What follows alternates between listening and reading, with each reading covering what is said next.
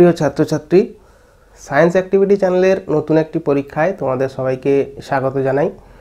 আজকে আমাদের পরীক্ষার বিষয় একটি ইউ আকৃতি নলের সাহায্যে কিভাবে আমরা কোনো তরলের ঘনত্ব নির্ণয় করতে পারি, এবং এই পরীক্ষাটি যে কেউ করতে পারবে। তার পাশাপাশি যারা নবম ও দশম শ্রেণীতে পড়ছো তোমরা এটাকে প্রজেক্ট হিসাবেও করতে পারো।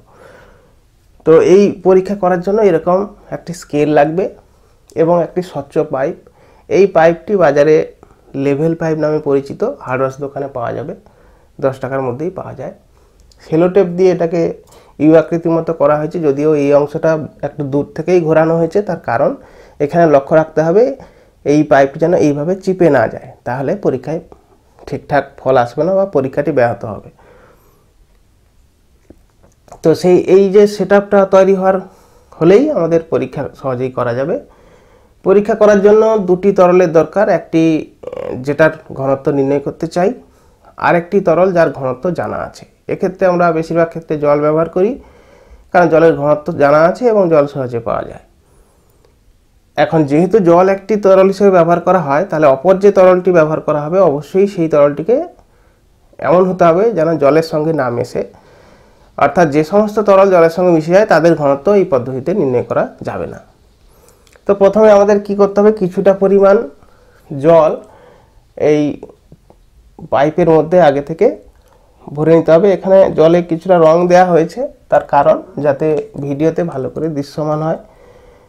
আমরা নিজেরা যখন পরীক্ষা করব এই রং দেওয়ার কোনো প্রয়োজন নেই।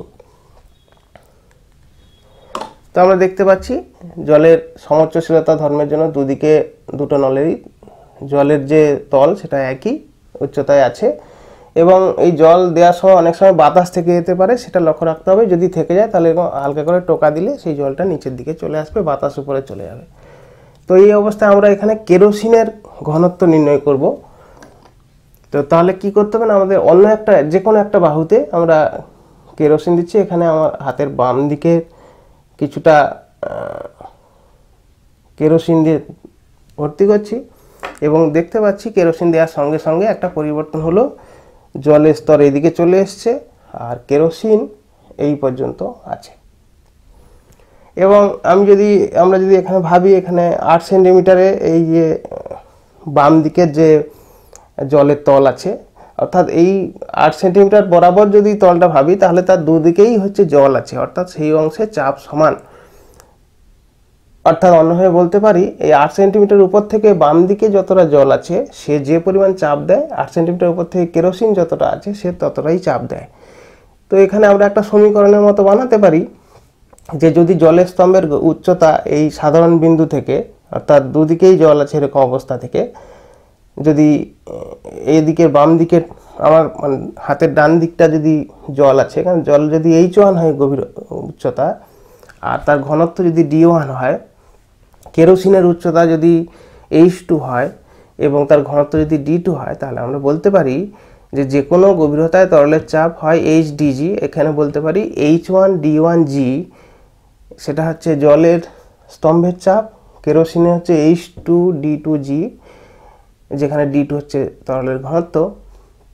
তো এই দুটো পরস্পর সমান, তার মানে H1D1G সমান H2D2G। সেখান থেকে আমরা বলতে পারি H1/H2 সমান D2/D1, অথবা D2 সমান হচ্ছে H1/H2 গুণিতক D1।